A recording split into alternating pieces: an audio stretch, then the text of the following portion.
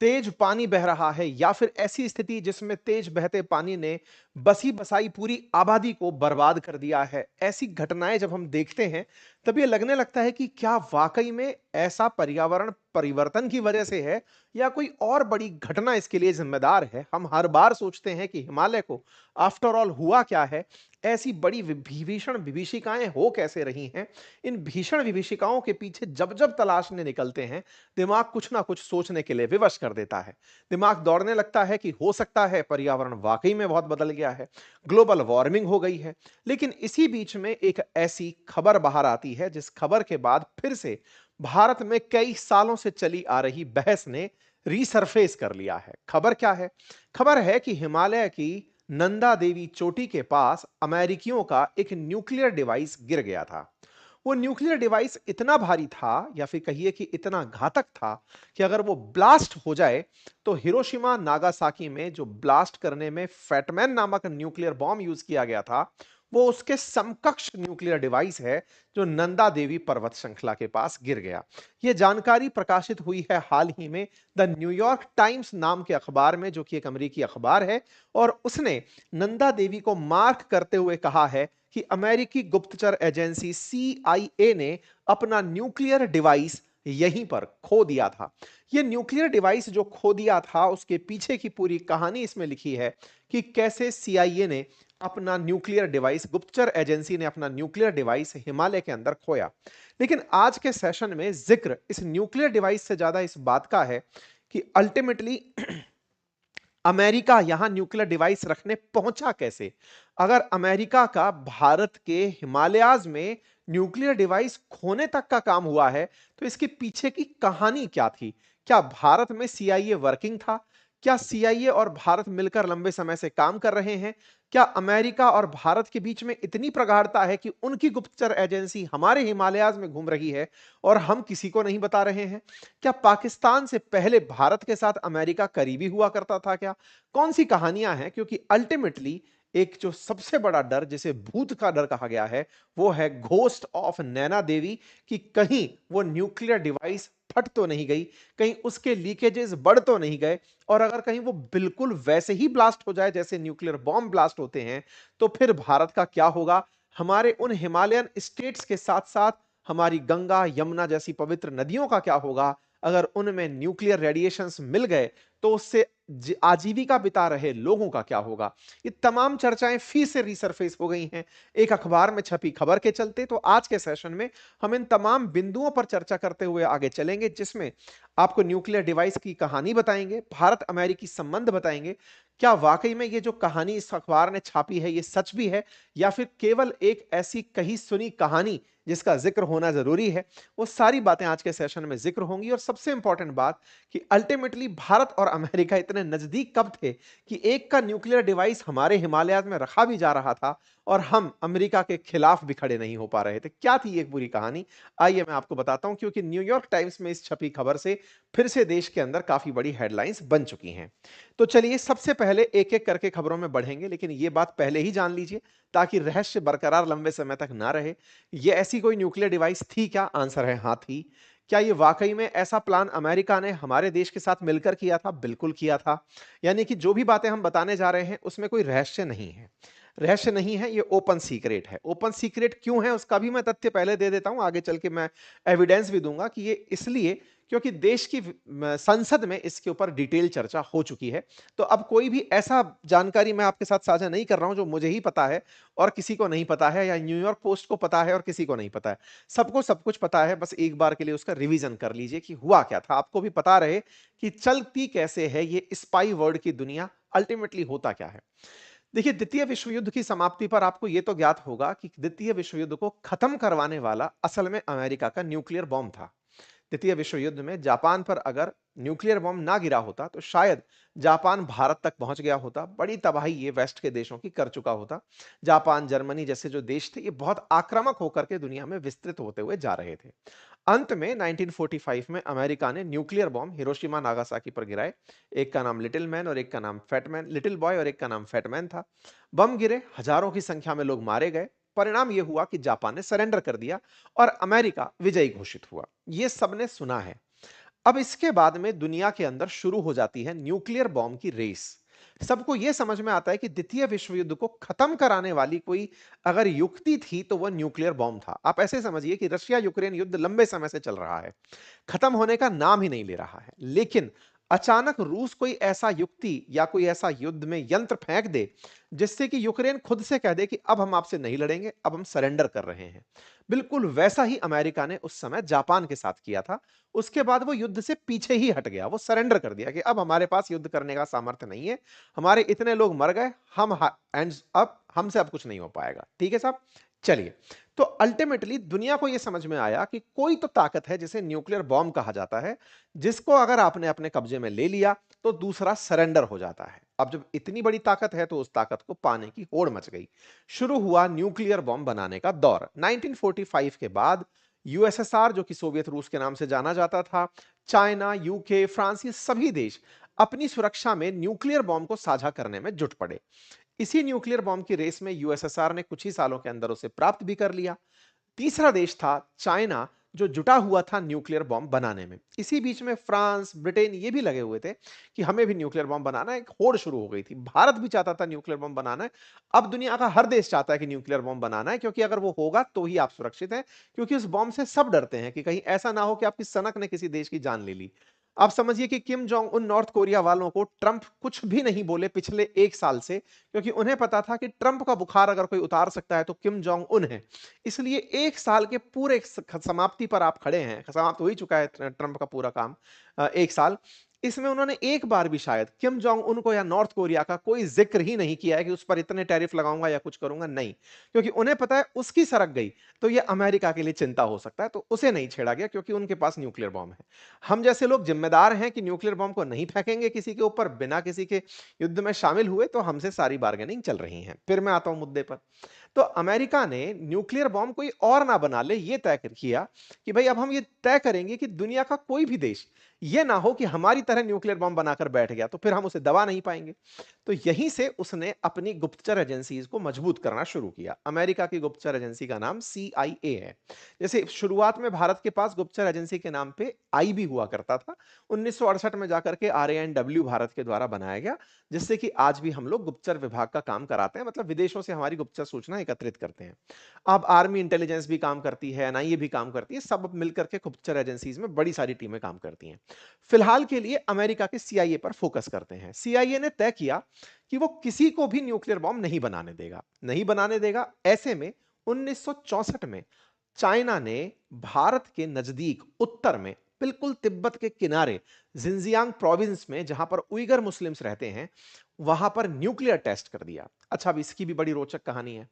भारत और चीन 1962 में युद्ध करके चुके ही थे। 1947 में जब भारत आजाद हुआ, साथ साथ चाइना भी, उस समय दोनों ने तय किया कि अब हम हिंदी चीनी भाई भाई रहेंगे। हमारा बड़ा विश्वास था चीनी लोगों पर कि हमारे जैसे ही हैं, हमारी तरह ही आजाद हुए हैं, अंग्रेजों से पीड़ित थे, अब हम सब लोग मिलकर के ग्रो करेंगे। भारत इस सोच के साथ आगे बढ़ रहा था। तत्कालीन पीएम ने बकायदा इसके लिए पंचशील समझौते जैसे किए हुए थे कि नहीं, हम सब लोग मिलकर आगे बढ़ेंगे, कोई दिक्कत नहीं है। लेकिन चीनियों ने हमारे साथ धोखा किया और 1962 का युद्ध, जिसमें भारत ने अपना एक बड़ा हिस्सा चीन के हाथों गंवा दिया। भारत उसके बाद में चीन के प्रति एक नेचुरल नफरत डेवलप कर चुका था कि यार तुम तो बड़े धोखेबाज आदमी निकले, दोस्त कहे थे हम, मित्र कहे थे, भाई कहे थे, तुम पीठ में छुरा घोंप दिए। भारत के अंदर जब यह भाव था, उसी समय पर 1964 में चीन जिंजियांग प्रोविंस में अपना न्यूक्लियर बॉम्ब टेस्ट कर देता है। अमेरिकी इस बात से बेचैन हो उठते हैं कि भाई इतना तेजी से हमारे पीछे कौन आ रहा है जिसने अपना न्यूक्लियर बॉम्ब टेस्ट कर दिया है। अब इसको कैसे रोका जाए और इसके न्यूक्लियर बॉम्ब में कितनी ताकत है, यह कैसे जांचा जाए। तो अब देखो, जो जिंजियांग क्षेत्र है ना, मैं अभी मैप पर आपको दिखाता हूं, वो हमारे हिमालयाज के जस्ट दूसरी तरफ है। यानी हिमालय अगर एक पर्वत के रूप में आप जानते हैं, तो एक तरफ भारत है, तो उसके दूसरी तरफ तिब्बत है, और तिब्बत के ही किनारे जिंजियांग है। मतलब ये ऐसे समझिए कि आप हिमालय की चोटी पर बैठकर भारत को पूरा देख सकते हैं, तो दूसरी तरफ आप चाइना को पूरा देख सकते हैं। तो जिंजियांग प्रोविंस पर नजर रखने के लिए हिमालय एक मचान की भूमिका में हो सकता था कि हमें चाइना वाले क्या कर रहे हैं ये नोटिस करना है। बस इसी क्रोनोलॉजी में शुरू होता है चीनी अमेरिकियों का एक जासूसी मिशन, जिसमें उनका उद्देश्य है कि जिंजियांग में अगर ये लोग अपना कोई भी मिसाइल परीक्षण करेंगे तो हम उसे नोटिस कर लेंगे। इसी बीच में आपके दिमाग में एक बड़ा प्रश्न तैर रहा होगा, सर ये काम तो सैटेलाइट से भी कर सकते थे, अंतरिक्ष में सैटेलाइट छोड़ते और देख लेते। आज तो सैटेलाइट से ही होता है। हमारा पोखरण के अंदर जब परमाणु परीक्षण हो रहा था तो अमेरिकी बकायदा सैटेलाइट से ही तो हमें चेक कर रहे थे। तो मैं यहां पर आपको इनपुट दे दूं, तब तक अमेरिका सैटेलाइट के सेक्टर में इतना सक्रिय नहीं हुआ था कि वो सैटेलाइट से दूसरे देशों के ऊपर निगरानी रख ले। दौर 1964 का था। अब तो पूरी दुनिया में वो ऊपर से ही नजर रखता है, सारा कवरेज रखता है। लेकिन उस दौर तक उसे बैठकर कैमरा फिक्स करना था। कैमरा ऐसी जगह पर फिक्स करना था ताकि दूर तक उसे जिंजियांग प्रोविंस दिखता रहे, या फिर ऐसी मशीन लगानी थी जो रेडिएशंस का पता लगा सके कि हां भाई इस लेवल पर रेडिएशन यहां पर निकल रहा है। आपका दिमाग दौड़ेगा, मैप के साथ साथ आपका दिमाग दौड़ने लगेगा कि साहब ये काम तो वो पाकिस्तान के साथ भी कर सकता था, क्योंकि हम जानते हैं भारत और पाकिस्तान की दुश्मनी में पाकिस्तान के साथ ही हमेशा अमेरिका रहा। तो क्यों नहीं वो पाकिस्तान के साथ बैठ करके न्यूक्लियर डिवाइस या जो भी निगरानी तंत्र है वो वहां लगा दे, क्योंकि पाकिस्तान तो पीओके लेकर बैठा हुआ था। पाकिस्तान के पास में भारत की सबसे ऊंची चोटियों में से एक चोटी भी है। तो ऐसे में क्यों ना पाकिस्तान को ही चुना जाए इस सब काम के लिए। तो कहते हैं कि उसे पाकिस्तान से मित्रता भले ही हो, विश्वास नहीं है, क्योंकि भारत तो फिर भी कायदे से और नियमों से चलने वाला देश है। पाकिस्तान का कोई कानून ही नहीं है, कोई उसका रूल रेगुलेशन नहीं है। वो कभी भी किसी के खिलाफ हो सकता है, किसी को भी पलट के काट सकता है। अल्टीमेटली जो उसकी फितरत है वो कर सकता है। भारत लेकिन कस्टम्स से जुड़ा हुआ, भारत विचारों से जुड़ा हुआ, अपनी बातों से टिका हुआ देश है। तो ये कुछ गलत हरकत करेगा नहीं। ऐसे में अमेरिकियों ने इस परीक्षण को ऑब्जर्व करने के लिए हिमालयन रेंज में भारत को चुना कि हम भारत के जो एरिया हैं वहां से चाइना के ऊपर निगरानी रखें। अगर आप देखें तो ये हिमालयन क्षेत्र हैं और इन हिमालयन क्षेत्रों के दूसरी तरफ ये चाइना है पूरा। पाकिस्तान से भी निगरानी रखी जा सकती थी, लेकिन उन्होंने इस क्षेत्र को चुना कि हम यहां से निगरानी रखेंगे। निगरानी रखने के लिए ज्यादा उचित जगह कौन सी होगी? बोले भारत के अंदर कंचनजंगा चोटी सबसे ऊंची चोटियों में से है, वहां चलते हैं, वहां से निगरानी रखेंगे। लेकिन कंचनजंगा की टॉप पर पहुंचना ना केवल टफ है, भाई आप कहेंगे सर बहुत सारे लोग तो एवरेस्ट भी चढ़ जाते हैं, तो कंचनजंगा भी चढ़ जाएंगे। नहीं, टफ होने का मतलब है कि एवरेस्ट तक चढ़ पाते हैं लोग, लेकिन कंचनजंगा को फतह करना बहुत मुश्किल है, मतलब रास्ता बहुत टफ है वहां का। ऐसे में कंचनजंगा पहुंचना ही नहीं था, अपितु वहां जाकर एक मशीन भी लगानी थी जो रेडिएशंस को पता लगा सके। अब रेडिएशन पता लगाने की मशीन की बात हुई कि साहब चलो एक मशीन लगाएंगे जो रेडिएशंस को पता लगा करके इंफॉर्मेशन दे देगी कि साहब यहां पर इतनी रेडिएशन निकली है। अब इसमें एक दिक्कत हुई। क्या दिक्कत हुई? रेडिएशन वाली जो मशीन है उसको इतने ऊंचे पहाड़ पर लगा दोगे तो चलाने की बैटरी कहां से लाओगे, बिजली कहां से लाओगे? तो आप में से कुछ लोग हो सकता है कहें कि सर लाइट का खंभा पहुंचा दो, वहां तक बिजली पहुंचती रहेगी। आप ये जो मतलब ये भी जान रहे हैं कि ये एक मजाक ही होगा। इतनी ऊंचाई पर, कितनी ऊंचाई, अरे धरती से कम 8 किलोमीटर ऊंचाई पर। तो ऐसे में अगर समुद्र लेवल से 8 किलोमीटर ऊपर तक आप जा रहे हो तो वहां पर बिजली सप्लाई संभव नहीं है। भूस्खलन है, बर्फ है, कोई जगह पक्की नहीं है, इतनी टफ टेरेन है कि वहां पर यह संसाधन संभव नहीं है। तो ऐसे में डिवाइस तो लगा दें, लेकिन डिवाइस के पास बिजली पहुंचना भी सुनिश्चित करना है। अब आप में से कुछ लोग हो सकता है कहें सर सोलर सेट लगा दो। तो जो मैं आपको बोल रहा हूं कि हिमस्खलन है, बर्फ है, ये तमाम चुनौतियां रह सकती हैं, तो वो सोलर सेट पर भी रहेंगी, इसलिए उसका भी सक्सेसफुल होना मुश्किल है। अंत में क्या बचा? सर जनरेटर लगा देते हैं। जनरेटर से उस मशीन को बिजली मिलती रहेगी, लेकिन जनरेटर में फ्यूल डलेगा। फ्यूल की एक लिमिट होगी, एक आदमी को वहीं बैठना पड़ेगा पूरे टाइम, उतना हम अफोर्ड नहीं कर सकते, क्योंकि असल में निगरानी तो अमेरिका को करनी है, हमें थोड़ी करनी है जो आप बैठ करके मचान लगा के बैठे रहे कि हाँ भाई बताओ कब फोड़ोगे और हम तुम्हें देखेंगे। नहीं। तो एक ऐसा ऑटोनोमस सिस्टम वहां पर लगाना था जिसे मशीन के रूप में लगा दो और वो वहां से निकलने वाली रेडिएशंस को जांच ले। लेकिन उसको चलाने के लिए इलेक्ट्रिसिटी की जरूरत थी, और इलेक्ट्रिसिटी प्रोड्यूस करने के लिए जनरेटर में, जो लंबे समय तक जनरेटर चल सकता है 90 साल तक, वो न्यूक्लियर जनरेटर होते हैं। अर्थात आप जो न्यूक्लियर रिएक्टर्स को सुनते आए हैं, जिनके अंदर स्वतः ही नाभिकीय विखंडन अभिक्रियाएं होती रहती हैं, नाभिकीय विखंडन वाले जो रिएक्टर्स हैं, असल में उनकी ताकत यह है कि वो न्यूक्लियर रिएक्टर अपने आप खुद की अभिक्रिया से परमाणुओं को फोड़ते फोड़ते ऊर्जा उत्पन्न करते हैं, और वो ऊर्जा स्वतः ही एक जनरेटर का काम करती है। तो जो बिजली पैदा करने का जनरेटर है वो न्यूक्लियर रिएक्टर से भी पैदा की जा सकती है। तो अमेरिकियों ने एक विशेष 5 किलो का सॉरी 50 किलो का जनरेटर तैयार किया जो कि बिजली देगा इस डिवाइस को जो न्यूक्लियर रेडिएशंस को पता लगाएगी। है बड़ी इंटरेस्टिंग बात। फिर से सुनिए क्या कहा। एक डिवाइस लगानी है, वो डिवाइस उस पार कोई व्यक्ति रेडिएशन छोड़ रहा है या नहीं ये जांचेगा, लेकिन इस डिवाइस में ऊर्जा आने के लिए इन्हें एक और जनरेटर की जरूरत है और जनरेटर ऐसा हो जो कि स्वतः ही लंबे समय तक बिजली पैदा करता रहे, क्योंकि प्लूटोनियम नाम का जो नाभिकीय पदार्थ फिजाइल मटेरियल है उसकी लाइफ 90 साल तक हाफ लाइफ है। तो वो चलता रहेगा और वो अपनी बिजली से रिएक्टर के रूप में काम करता रहेगा, बिजली पैदा करता रहेगा रिएक्टर बन करके। उम्मीद है अब आप इस बात को समझे हो। अब अगर ऐसा होता है तो इनके पास में आइडिया था कि चलो रिएक्टर स्थापित करते हैं, मशीन स्थापित करते हैं, लेकिन देश तो भारत है। भारत को पता है कि अमेरिकियों तुम तो पाकिस्तान प्रेमी हो। तो भारत के साथ मान मनोबल का दौर शुरू होता है। भारत को भड़काया जाता है 1964 में। क्यों? क्योंकि 1964 में चाइना वाले परमाणु परीक्षण कर चुके हैं। यह परमाणु परीक्षण है अक्टूबर 1964 में जिंजियांग प्रोविंस के अंदर। इससे अमेरिकी लोग खफा हो गए थे कि भाई साहब इनने तो परमाणु बम फोड़ दिया। अमेरिकियों को टेंशन ही है कि किसी के पास बम नहीं होना चाहिए तभी सिक्का चलेगा हमारा। इनने बम फोड़ दिया तो इससे अब इनकी चिंता बढ़ने लगी। ऐसे में एक व्यक्ति जिसका अमेरिका में बड़ा नाम चलता था, जो सेकेंड वर्ल्ड वॉर के दौरान अमेरिकी सेनाओं का सेना अध्यक्ष था, जिसका नाम कर्टिस लीमे था, जो एयरफोर्स चीफ ऑफ स्टाफ था, इसने आइडिया दिया कि हमें भारत के पहाड़ों में चल करके ये डिवाइस रखनी चाहिए ताकि हम निगरानी कर सकें। समझिए कि एक कैमरी जैसी डिवाइस है जिसको रखना चाहिए। कार्टिस सलीमे की कही हुई बात को अमेरिकी सरकार ने माना और भारत को मनाना शुरू किया। भारत को मनाया गया कि साहब आप अपने पहाड़ों में हमें ये डिवाइस रखने दो। भारत तैयार नहीं हुआ। शुरुआती दौर में उसे बहुत मनाया गया। भारत फिर फाइनली मानने के पीछे एक कारण खोज लिया और वो ये कि अगर इनने परमाणु बम बना लिया तो भारत के लिए तो और संकट बढ़ गया। पड़ोसी के पास परमाणु बम है तो वही कि दुश्मन का दुश्मन मित्र होता है। तो ऐसे में भारत से अमेरिका की दोस्ती हो जाती है कि चलो चीन की निगरानी कर लेंगे, इस बहाने हम एक हो जाते हैं। हो गया साहब। तय हुआ कि चलो साहब ऊपर चलेंगे कंचनजंगा। बोले साहब कंचनजंगा के लिए किसी आदमी को पूछते हैं। तो भारत के अंदर से उन सैनिकों को तलाशा गया जिन्होंने पर्वतारोहण किया हो। अब आप पूछेंगे सैनिकों को ही क्यों तलाशा गया? सैनिक देश के लिए वफादार होते हैं, देश के ऐसे ही मिशन को अंजाम देते हैं जो दूसरे देश के खिलाफ हमको करने हो। ऐसे में सैनिकों को तलाशा गया, बड़े बड़े उन पर्वतारोहियों को ढूंढा गया जिन्हें अर्जुन पुरस्कार से सम्मानित किया गया था। उन्हें बुला करके कहा गया कि अब आपको टॉप से चलना है ऊपर की तरफ और अमेरिका के साथ एक गुप्त मिशन है। और सैनिक सेना को इस बात का पूरा भान होता है कि सीक्रेसी होती क्या है। तय किया जाता है भारत और अमेरिका की टीम को। लेकिन मुसीबत यहां बहुत बड़ी ये थी कि पर्वत पर 50 किलो का जनरेटर लेकर चढ़ेगा कौन?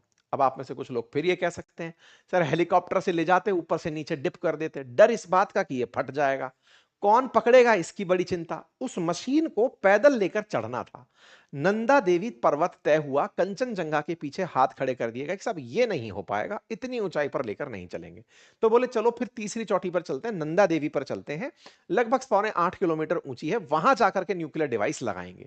बोले ठीक है वहां चलेंगे। तो सीआईए के लोग, भारतीय सेना के लोग और साथ में कुछ शेरपा और वो पर्वतारोही जो एवरेस्ट फतेह कर चुके थे, उन्हें तय किया गया कि 50 किलो। देखिए जब आप चल रहे हो तो चलने में एक बैग का वजन भी बहुत होता है, लेकिन 50 किलो का जनरेटर कंधे पर ढोकर चलना है ऐसी हाइट पर जो बहुत तंग है, तो वो अपने आप में बहुत टफ जॉब माना जाता है। सितंबर 1964 आ गया कि भाई अब हमें ये चल करके करना है और ये तय किया गया कि इस पूरी प्रक्रिया में अमेरिका हमें पूरी मदद करेगा। आप समझकर चलिए कि चाइना वाले न्यूक्लियर रिएक्टर की तलाश, मतलब चाइना वाले न्यूक्लियर बॉम्ब के उसके अंदर लगे हुए हैं और अमेरिका और भारत मिलकर के अपने एक मिशन की तैयारी में लगे हुए हैं कि हमें अपनी एक मशीन वहां लगानी है ताकि हम वहां से चीजों को नोटिस कर सकें। तय हुआ नंदा देवी पर्वत और नंदा देवी के लिए तय हुआ एक रूट। 4 बेस कैंप बनाए गए नंदा देवी तक पहुंचने के लिए। लताक हरकर ये तमाम वो जगह हैं जिनसे होते हुए नंदा देवी पहुंचना था कि वहां पहुंच करके हम अपने डिवाइस रखेंगे। कुछ इस तरह से नंदा देवी ईस्ट और नंदा देवी मेन। इन डिवाइसेस में नंदा देवी ईस्ट को टारगेट किया गया कि हम चढ़ते हुए वहां तक जाएंगे, 7 स्टेप में पहुंचेंगे। 2 लोग पहले लेकर जाएंगे, फिर अगले 2 लोग उसे और ऊपर लेकर जाएंगे। इस तरह से स्टेप वाइज स्टेप चीजें होंगी और उस डिवाइस को फाइनली वैज्ञानिक ले जाकर के कस कर चले आएंगे, ये तय होता है। ठीक है साहब, ये तय होता है कि यहां पर पहुंच करके हम जिंजियांग प्रोविंस पर कंप्लीट नजर रख पाएंगे। इस पूरे काम को काम की देखभाल कर रहे थे उस समय भारत की आईबी के रिसर्च सेंटर एआरसी के हेड थे आर एन काओ, जो बाद में चल करके रॉ चीफ बने, और दूसरे भारतीय नौसेना के एक कैप्टन जिनका नाम मोहन सिंह कोहली था। मोहन सिंह कोहली, जिन्हें पर्वतारोहण का काफी अच्छा अनुभव था, उन्हें इस पूरे कार्यक्रम की लीड दी गई, अगुवाई दी गई। वो इस कार्यक्रम को अंजाम दे रहे थे, इस पूरे इवेंट को अंजाम दे रहे थे मोहन सिंह कोहली। इनकी टीम निकलती है अपने साथ में कुछ और पर्वतारोहियों को लेकर के, और उन पर्वतारोहियों में वो लोग शामिल किए गए जिन्होंने कभी अर्जुन पुरस्कार जीता था, जो कभी माउंट एवरेस्ट फतेह कर चुके थे, जिनमें सोनम ग्यात्से, हरीश रावत और सोनम वांग्याल का नाम भी शामिल है। ऐसे ही अमेरिकी टीम थी, उसके अंदर बैरी बिशप के द्वारा अपनी टीम बनाई गई थी, जो पहले भी माउंट एवरेस्ट फतेह कर चुकी थी। इस तरह से यह टीम बनती है और तय किया जाता है कि हम 125 किलोमीटर की दूरी को 7 चरणों में पूरा करेंगे। वहां पर आईबी और सीआईए के टॉप ऑफिशियल साथ में रहेंगे। जब उसे ऊपर पहुंचा दिया जाएगा तब उसे पैदल चलते हुए वहां जाना है, फिर उसे वहां पर कस के चले आएंगे और लौट आएंगे। काम सितंबर के मध्य में शुरू होता है तो आपको जैसा मालूम है कि सर्दियां जैसे जैसे आने लगती हैं तो स्नोफॉल होने लगता है, तेज हवाएं चलने लगती हैं, स्नो विंड्स चलने लगती हैं। तो तय हुआ कि सितंबर से मध्य अक्टूबर के बीच में हम वहां पहुंच जाएंगे। वहां पर बकायदा बेस कैंप बनाएंगे। ये कुछ तस्वीरें हैं जो उस समय पर बने हुए बेस कैंप की हैं। सब कुछ अपने साथ ढोकर ले जाना है, इतनी बड़ी टीम है तो उसके लिए खाने का सामान भी है, रेस्क्यू के उपकरण भी हैं, और सबसे बड़ी बात वो जनरेटर और वो मशीन है जिसे इतने भीषण पहाड़ों में से होकर के लेकर जाना है। ये सब लोग चलना शुरू होते हैं। इस बीच में सारी सूचनाएं जो उस समय के आईबी चीफ थे भोलेनाथ जी मलिक, उन तक भी पहुंचाई जाती रही कि सर ऐसे ऐसे हम लोग चल रहे हैं, अभी अभियान चल रहा है। अमेरिकी भी पूरी तरह से अपडेट रहते हैं। आप यहां पर तस्वीरों से इस पथ को समझ सकते हैं कि कितना टफ पाथ रहा होगा। होने के लिए आपके दिमाग में एक 50 किलो की मशीन होगी, लेकिन वो जनरेटर था जिसमें इतना भीषण न्यूक्लियर मटेरियल था कि अगर वो फटे तो वो भारत के अंदर जापान जैसा परमाणु हादसा उत्पन्न कर सकता था। उसे बहुत ही पेशेंस के साथ और बहुत ही समझदारी के साथ लेकर चलना था, लेकिन इतनी सीक्रेसी के साथ कि उसे किसी को उसकी भनक तक ना लगे। इसलिए पर्वतारोहियों को भी सिक्किम से बुलाया गया था, उत्तराखंड के अंदर, कि आप यहां आइए और यहां से ऊपर चलते हैं। साहब ये लोग चलते हुए आपको तस्वीरों में दिखाई दे रहे हैं। नंदा देवी बेस कैंप से कोहली लगातार काओ के और मलिक के संपर्क में बने हुए थे। टीम चलती हुई जा रही है। कुछ समय बाद 24 सितंबर से अक्टूबर के मध्य तक ये सारी चढ़ाई चल रही थी।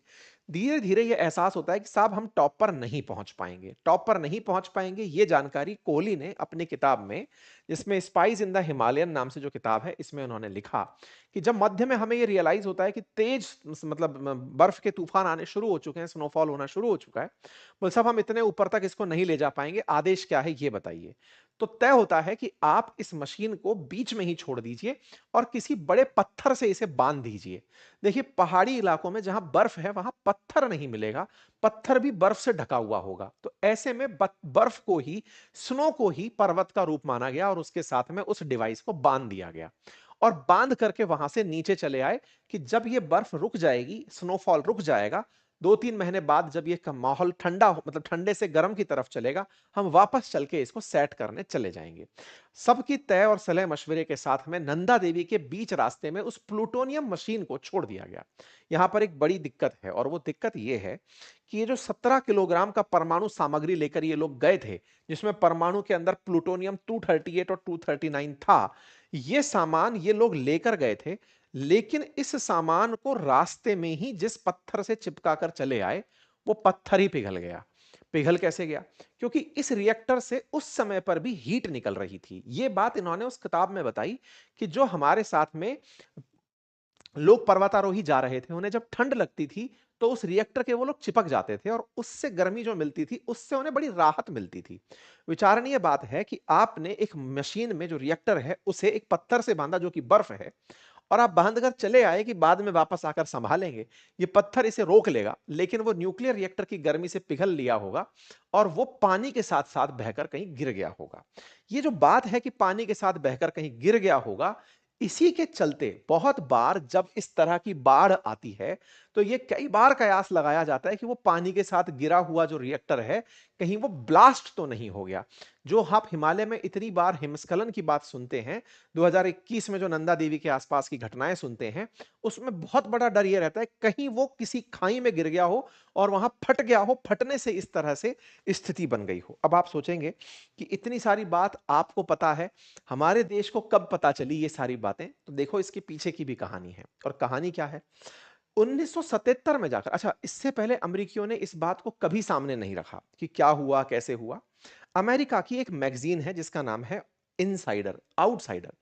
आउटसाइड ने अपनी मैगज़ीन में इस मिशन का खुलासा किया कि कैसे अमेरिका ने भारत के साथ मिलकर के मोरारजी देसाई जब उस समय देश के अंदर हुआ करते थे पीएम, बोले उस समय पर 1977 का समय था तो अमेरिकियों ने यह खुलासा किया मैगजीन में कि सीआईए ने भारत के साथ मिलकर के चीन के ऊपर निगरानी करने का काम किया था और उन्होंने पूरी जानकारी लीक करी कि ऐसे-ऐसे 1964 में हुआ था और ये लोग उसे रख नहीं पाए थे, बीच में ही छोड़कर चले आए और जब अगली साल ढूंढने गए तो वो डिवाइस नहीं मिली।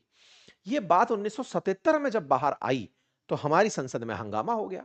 हमारी संसद में हंगामा हुआ और हमारे इस मचे हुए संसद में हंगामे को 1 घंटे की बहस का समय मिला 17 अप्रैल 1978 को, जब देश के पीएम मोरारजी देसाई के द्वारा संसद को संबोधित किया गया कि हमने इसके लिए बकायदा जांच बिठाई है, हमने अपनी तरफ से वैज्ञानिकों की टीम भेजी है, हमने इसे कई बार ढूंढवा भी दिया और बकायदा फिर एक कमेटी भी गठित की गई आत्माराम कमेटी के नाम से, जो इस पूरी चीज का अध्ययन करके देश को बताने के लिए तैयार की गई। ये वो आउटसाइडर नाम की मैगजीन है जिसमें ये द नंदा देवी कैपर नाम से खबर छपी थी, जिसमें ये बताया गया कि कैसे अमेरिका ने एक गुप्त मिशन भारत के साथ मिलकर चलाया था। 1978 में वाशिंगटन पोस्ट ने भी इस खबर को छापा जिसके चलते भारत की संसद में मोरारजी देसाई ने 17 अप्रैल को अपना बयान दिया।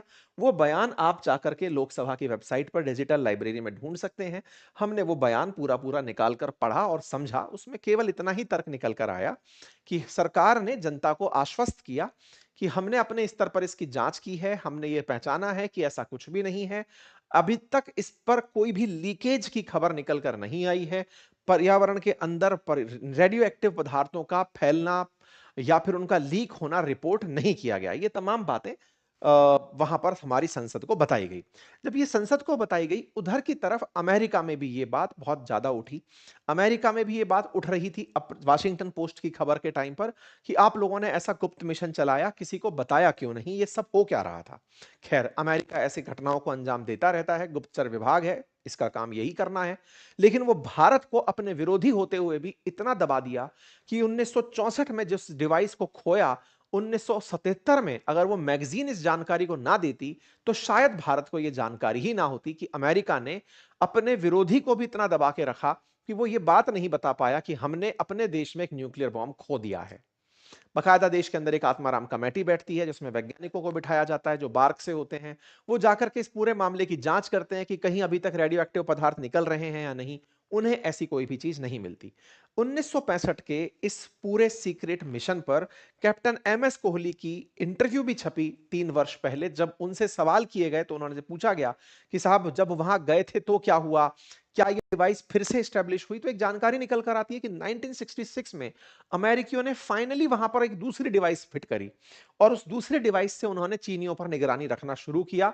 बाद में जब ये लोग सैटेलाइट बना लिए तब वो डिवाइसेस यूजलेस हो गई, लेकिन जो डिवाइस खोई उसके बारे में अब तक कोई भी जानकारी नहीं है। अब सवाल ये है कि साहब ये सीआईए की खबर आज फिर से क्यों आ गई है, ये न्यूयॉर्क टाइम्स इस खबर को क्यों लिख रहा है। देखिए, जब जब समय बदलेगा, जब जब आपको यह लगने लगेगा कि अमेरिका का भारत पर कितना दबाव है या फिर भारत अमेरिका को कितना मानता है या दुनिया को यह बताने के लिए कि अमेरिका कितना पावरफुल है, ऐसी खबरें बहुत महत्व रखती हैं।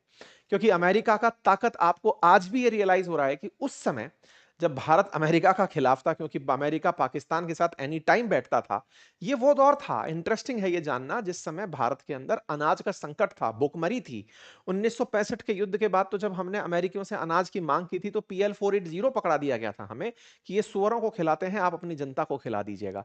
मतलब हमारे साथ अमेरिकियों का इतना बड़ा दुर्व्यवहार और उसके बावजूद भी हम पर इतना प्रेशर कि हम सीआईए के साथ मिलकर हमारे टॉप गुप्तचर एजेंसी के अधिकारियों से इस काम को अंजाम देते हैं, लेकिन देश को नहीं बताते ये कारण से कि कल को अगर ये जानकारी पता चल गई तो हम कुछ नहीं कर पाएंगे। गंगा में अगर पूरा रेडियो एक्टिव पदार्थ लीक हो गया तो हम कुछ नहीं कर पाएंगे। खैर, आज भी हम कुछ नहीं कर पा रहे हैं। ये डिवाइस आज भी कहीं गुप्त है, कहीं पड़ी है, किसी को नहीं पता है। डर इस बात का जरूर है कि अगर ये फटती है तो तबाही मच जाएगी। तबाही इस बात की कि न्यूक्लियर डिवाइस का फटना हिमालय को ब्रेक करेगा, भयंकर आपदा आएगी। हो सकता है कई राज्य जमींदोज हो जाएं, बहुत से लोगों की जान चली जाए। पर फिलहाल के लिए ये खबर अपने आप में लोगों के बीच फिर से चर्चा लेकर चली आती है। उम्मीद है कि आपको पूरी कहानी, इसका इतिहास पता चला हो। अब आरोप प्रत्यारोप के दौर में वर्तमान सरकार उस समय की कांग्रेस सरकार के साथ सवाल कर रही है कि आप लोग तो इतने दब गए थे अमेरिकियों के साथ में कि आपने अमेरिका को दबाव में अपना देश का इतना कीमती स्थान दे दिया और जनता को बताया तक नहीं, क्योंकि वो पूरा दौर कांग्रेस का था। तो ऐसे में जब भारत के अंदर एक मिशन चलाया जाता हो अपोजिशन के द्वारा कि नरेंद्र ने सरेंडर कर दिया, तो ऐसे में सत्ता पक्ष इस बात पर हावी हो जाता है कि सुनिए, हमने सरेंडर नहीं, आप तो पूरा पूरा देश ही बेच दिए थे, क्योंकि आप तो मरने के लिए छोड़ दिए और किसी को बताए नहीं। ये तो एक अमेरिकी अखबार था जो बता दिया, अदरवाइज आप ना बताते आज भी। खैर, फिलहाल के लिए आरोप प्रत्यारोप जो भी हो, आपको पूरी घटना पता चली। आप इस विषय पर क्या सोचते हैं, अपनी राय जरूर बताएं। कुछ सवाल अभी भी अनसुलझे हैं कि ये डिवाइस है कहां, इसका पर्यावरण पर क्या नुकसान होगा, और क्या कितने साल मतलब ये और डर रहने वाला है। जब तक 90 साल ना हो जाएं इस घटना को 64 से लेकर के, तब तक लोग इसे देखते रहेंगे। उम्मीद है कि आपको ये जानकारी समझ आई हो, तो अपने साथियों से अवश्य साझा करें। चैनल पर नए हैं तो चैनल को सब्सक्राइब कर लें।